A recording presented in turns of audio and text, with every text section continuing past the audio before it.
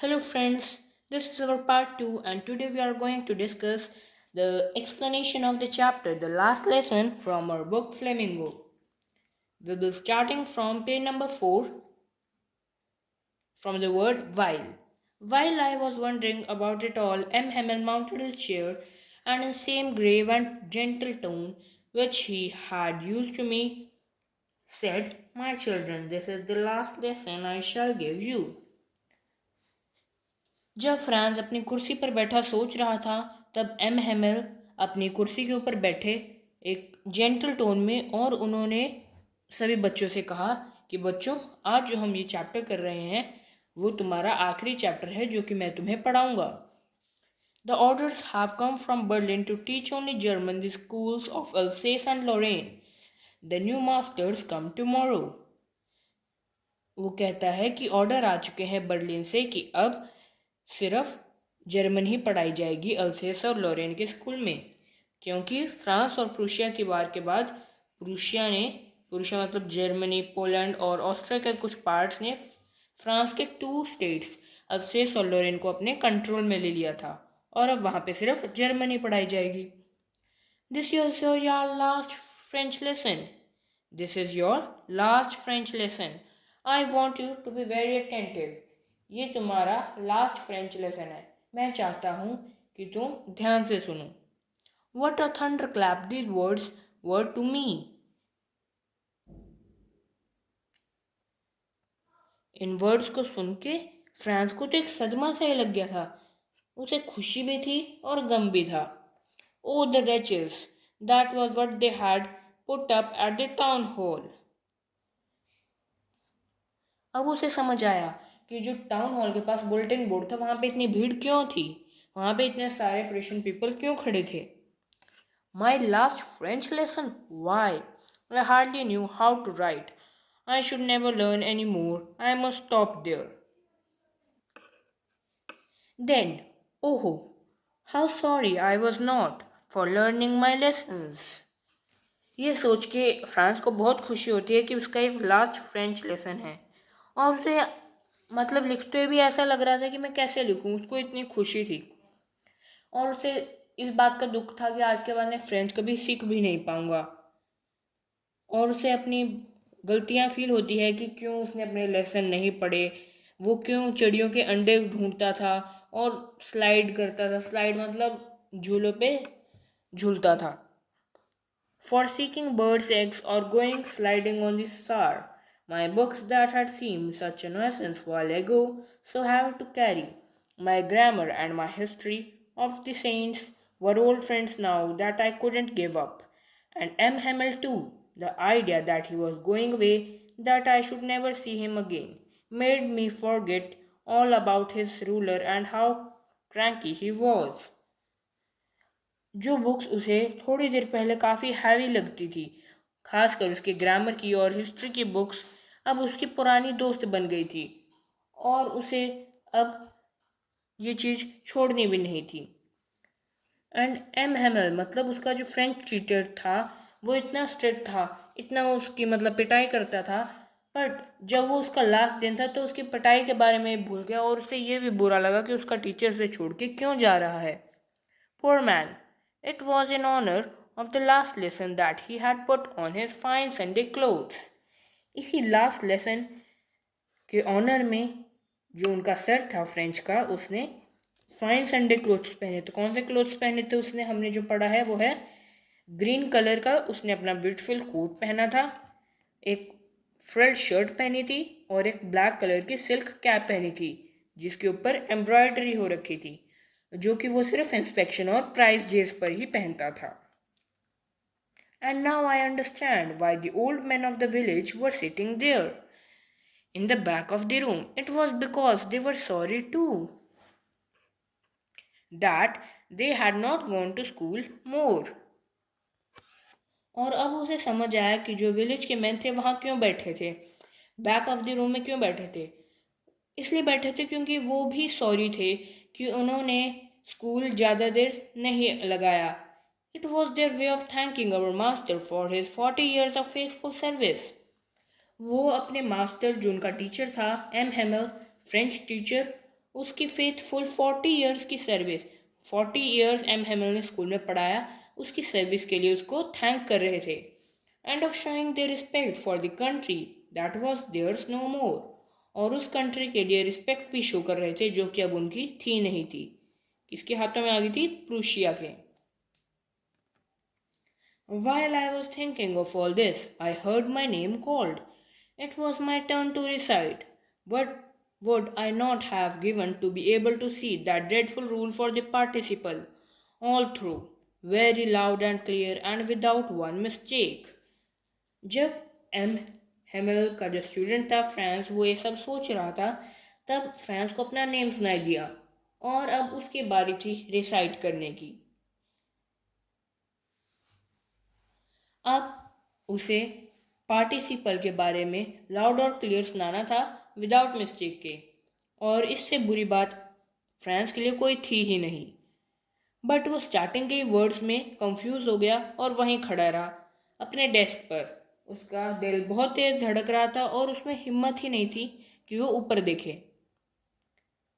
But I got mixed up on the first words and stood there, holding on to my desk, my heart beating and not daring to look up. I heard M. Hamel say to me, I won't scold you, little Franz, you must feel bad enough. उनके teacher M Hemal ने कहा उसे कि France मैं तुम्हें नहीं मारूंगा, मुझे पता है कि तुम्हें पहले ही काफ़ी बुरा लग रहा है। सी हाउ इट इज़, देखो, every day we have said to ourselves, bah I have plenty of time. हमने हर रोज़ अपने आप को कहा कि हमारे पास बहुत समय है। I will learn it tomorrow, हम कल याद कर लेंगे।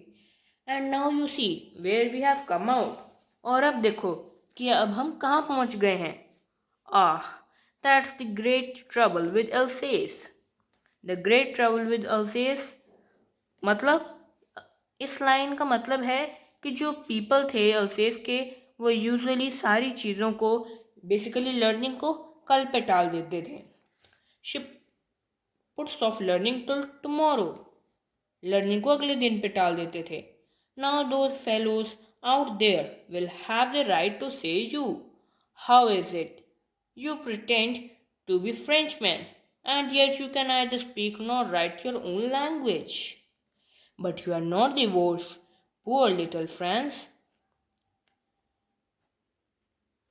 उनका टीचर कहता है, अब देखो उन लोगों के बारे में, दोज फेलोज यहाँ पे हैं, वो जर्मन लोग, बताता है कि वो जर्मन लोग अब तुम्हें कहेंगे कि हाउ इज़ इट, मतलब तुम लगते तो हो फ्रेंचमैन, बट तुम तो अपने लैंग्वेज के ना बोल सकते हो और ना ही लिख सकते हो। उनका टीचर उसे कहता है, कोई बात नहीं, पर तुम ही सबसे बेकार नहीं हो, तुमसे भी गंदे बच्चे हैं। We have all a great deal to reproach ourselves with. Students इस लाइन को अंडरलाइन कर लो, इस लाइन से क्वेश्चन बनता है। इसका आंसर है, इसमें 2 पॉइंट्स आएंगे। फर्स्ट है, your parents were not anxious enough to have you learn, they prefer to put you to work on a farm or at the mills so as to have a little more money. वो कहता है कि तुम्हारे parents भी इस बात के लिए सीरियस नहीं थे कि तुम फ्रेंच लैंग्वेज लर्न करो, उन्होंने तुम्हें काम के लिए फार्म पे भेज दिया और मिल पे भेज दिया ताकि थोड़ी और मनी बन सके। एंड आई, और मैं, ये सेकंड पॉइंट यहाँ से शुरू है, I have been to blame also, have I not sent you to water my flowers instead of learning your lessons, and when I wanted to go fishing did I not just give you holiday. कहता है कि और एक कारण मैं खुद भी हूँ, जब मुझे अपने पौधों को पानी देना होता था तब मैं तुम्हें भेज देता था, बल्कि तुम्हें तुम्हारे लेसन्स याद करवाने चाहिए थे, और जब मुझे फिशिंग करने जाना होता था तब मैं तुम्हें हॉलीडे दे देता था। Then from one thing to another M Hamel went to talk of the French language.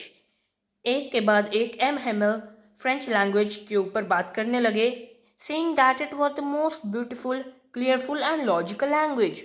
और उन्होंने कहा फ्रेंच बहुत ही सुंदर, क्लियर और लॉजिक से भरी लैंग्वेज है। that we must guard it among us and never forget it, because when people are enslaved, as long as they hold fast to their language, it is as if they had the key to their prison. वो कहता है कि हमें इस language को protect करना चाहिए और इसे कभी नहीं भूलना, क्योंकि जब पीपल एंस्लेव्ड होते हैं, एंस्लेव्ड मतलब स्लेव होना किसी का या फिर गुलामी, वो अपनी लैंग्वेज को अपनी प्रेजेंट की चाबी की तरह इस्तेमाल कर सकते हैं. Then he opened a grammar and read us our lesson. उसके बाद उन्होंने एक ग्रामर का बुक निकाला और चैप्टर पढ़ा. I was amazed to see how well I understood it. उसे काफ़ी खुशी हुई, फ्रांस को काफ़ी खुशी हुई कि उसे वो चैप्टर अच्छी तरह समझ आ रहा है. As he said, seemed so easy. I think too that I had never listened so carefully, and that he had never explained everything with so much patience. वो कहते कि भी जो सर थे वो कहते कि काफ़ी इजी चैप्टर है, और सो इजी भी था, उसे इजी लग भी रहा था. उसे लगा कि आज तक मैंने इतनी केयरफुली सुना ही नहीं और मुझे आज तक इसलिए समझ ही नहीं आया. और आज सर भी अच्छी तरह पढ़ा रहे थे, सब कुछ पेशेंस के साथ पढ़ा रहे थे. It seemed almost as if the poor man wanted to give us all he knew before going away and to put it all into our heads at one stroke. ऐसा लग रहा था कि जो MML उनके टीचर थे वो उनको सारी नॉलेज, फ्रेंच की जितनी भी नॉलेज उनके पास थी, उनको एक ही स्ट्रोक में यानी एक झटके में दे दें. After the grammar, we had a lesson in writing. That day, M. Hamel had new copies for us, written in beautiful round hand. France Alsace. France Alsace. उस दिन उनका टीचर एम हेमेल उनके लिए न्यू कॉपीज लाया था जिनके ऊपर लिखा हुआ था फ्रांस एल्सेस, फ्रांस एल्सेस. ये 2 बार लिखा हुआ था मतलब. They look like little flags floating everywhere in the school room. ऐसा लग रहा था कि हर जगह छोटे छोटे फ्लैग जो हैं वो रूम में फैले हुए हैं. hung from the road at the top of our desks. You ought to have seen how everyone set to work and how quiet it was. सारे बच्चे अपने काम करने लग गए. ये जो लाइन है बेसिकली ये फ्रांस रीडर्स को कह रहा है. कहते सभी काम कर रहे थे. The only sound was the scratching of pens. मतलब क्लास में इतनी शांति थी कि सिर्फ पेन से नोटबुक पे लिखने की आवाज़ ही आ रही थी. Over the paper once some beetles flew in but nobody paid attention to them. कहता है कि कुछ कीड़े मकोड़े भी बाद में अंदर उड़ गए, उड़कर आ गए, पर फिर भी किसी ने उनकी तरफ ध्यान ही नहीं दिया. Not even the littlest ones who worked right on tracing their fish hooks. वो कहते हैं जो सबसे छोटे बच्चे थे उन्होंने भी उसे ध्यान नहीं दिया क्योंकि वो भी अपने मज़े में फिश हुक्स को ट्रेस कर रहे थे. As if that was French too, जैसे कि वो भी फ्रेंच ही हो. On the roof the pigeons cooed very low, and I thought to myself, will they make them sing in German, even the pigeons? फिर जो रूफ थी उसके ऊपर पिजन्स जो थे वो बहुत धीरे आवाज़ में कू कू कर रहे थे. और फ्रांस ने अपने आप को सोचा कि क्या विल दे कौन है? द प्रूशियन पीपल, मतलब जो जर्मनी के लोग हैं, अब वो क्या जो पिजन्स हैं उनको भी जर्मनी में कूकू करना सिखाएंगे. Whenever I looked up from my writing, I saw M. Hamel sitting motionless in his chair and gazing first at one thing, then at another, as if he wanted to fix in his mind just how everything looked like in that little schoolroom. जब भी वो अपनी notebook से ऊपर उठ के देखता तो देखता कि जो MML टीचर है उनका वो मोशनलेस का मतलब है बच्चों सिटिंग स्टिल होकर अपनी चेयर में बैठा है और एक एक चीज़ को ऐसे देख रहा है कि जैसे वो अपने माइंड में उसे एक ही बारी में फिक्स कर लेगा. Fancy, for 40 years he had been there in the same place with his garden outside the window and his class in front of him. 40 साल के लिए जो उनका टीचर MML था वो एक ही जगह पे एक ही रूम में था जिसके बाहर विंडो के बाहर उसका गार्डन था और उसकी क्लास उसके सामने थी. Only the things and benches had been worn smooth. The walnut trees in the garden were taller, and the hope vine that he had planted himself twined about the windows to the roof. यहाँ से लेके only say लेके roof तक जितनी भी चीज़ें जो mention की गई हैं ये वो सब चीज़ें हैं जो कि एम हेमल की 40 इयर्स की सर्विस में चेंज हो गई थी. How it must have broken his heart to leave it all. Poor man, to hear his sister moving about in the room above, packing their trunks, for they must leave the country the next day. वो कहता है कि उसका heart कितना टूट गया होगा ये सब बात सुन के कि जो उसकी सिस्टर है वो सारा सामान पैक कर रही है कि अगले दिन उसे अगली कंट्री के लिए यहाँ से निकलना है. But he had the courage to hear every lesson to the very last. After writing, we had a lesson in history, and then the babies chanted their Ba Bi Bi by Bobu. उन्होंने अपना जो primary section का book होता है ABCD वाला उसमें से ये लेटर्स पढ़े. Down there at the back of the room, old Hauser. Old Hauser कौन था? जो विलेजर था जो कि बैक बेंचेस पर बैठे थे आज के दिन. Had put on his spectacles and holding his primer in both his hands. वो कहता है कि जो ओल्ड हाउसर था जो ओल्ड विलेजर था गांव का वो भी वहाँ बैठा था और अपनी प्राइमरी विंग की बुक ओल्ड प्राइमर जिसे हम कहते हैं उसे पकड़कर वो spelled the letters with them. छोटे बच्चों के साथ वही लेटर्स वो भी बोल रहा था. You could see that he too was crying. और वो सब ये बोल बोल कर रो रहा था. ही कौन है? Old Hauser. His voice trembled with emotion, and it was so funny to hear them that we all wanted to laugh and cry. Ah, how well I remember it, the last lesson. कहता है कि उसकी आवाज़ सुन के हमारा हंसने का मन भी कर रहा था और रोने का भी कर रहा था. All at once the church clock struck 12, then the Angelus. At the same moment, the trumpets of the Prussians returning from Dill sounded under our windows. M. Hamel stood up, very pale in his chair. I never saw him look so tall. कहता है कि जैसे ही church की clock में 12 बजे Prussian soldier जो थे वो ट्रम्पट बजाने लगे और अपनी प्रैक्टिस से वापस आ रहे थे. ड्रिल मतलब प्रैक्टिस करना. बेसिकली मतलब आर्मी में जाने के लिए जो प्रैक्टिस करवाते हैं उसे ड्रिल कहते हैं. वो उनके विंडोज़ के नीचे आवाज़ आई. तो मतलब ये जो पैराग्राफ है ना फ्रेंड्स ये पूरा है सिंबल. किस चीज़ का सिंबल है? It is the symbol of the end of French language and the begin of German language. क्योंकि उस 12 बजे के बाद अब इन्हें जर्मन पढ़ाई जानी थी. जो डे था इनका ख़त्म हो गया था. M Hamel stood up. उनका टीचर खड़ा हुआ और वेरी पेल फेस के साथ अपनी चेयर में खड़ा हो गया. और फ्रांस ने आज तक अपने टीचर को इतना बड़ा कभी देखा ही नहीं था क्योंकि वो हमेशा मतलब बैठे रहते थे. My friends said he I but something choked him. He could not go on. ये लाइंस जो हैं वो एम हेमल उनके टीचर ने कही है बट वो पूरी बात बोल नहीं पाया. चौक मतलब ब्लॉक्ड मतलब उसकी चौक का मतलब है ब्लॉक्ड. वो पूरी बात बोल नहीं पाया. Then he turn to the blackboard, took a piece of chalk and bearing on with all his might he wrote as large as he could.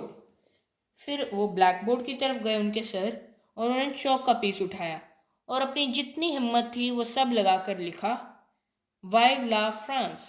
वाइव La France मतलब लॉन्ग लिव फ्रांस. मतलब France अमर और आज़ाद रहे. Might मतलब strength. Then he stopped and leaned his head against the wall, and without a word he made a gesture to us with his hand. School is dismissed. You may go. और उसके बाद उसके teacher रुक गए और अपना face जो था वो वॉल की तरफ करा और बिना कुछ कहे उन्होंने एक इशारा करा हाथ से और उस इशारे का मतलब था कि स्कूल ख़त्म हुआ और अब तुम अपने घर जा सकते हो. तो फ्रेंड्स ये था हमारा चैप्टर द लास्ट लेसन. इस चैप्टर के क्वेश्चन आंसर्स ये विद इन क्वेश्चन जो हैं थिंक एज यू रीड, की पॉइंट्स और वर्ड मीनिंग्स हम बाकी वीडियोस में डिस्कस करेंगे और उनको देखने के लिए आप चैनल पर जाकर देख सकते हो. Thank you.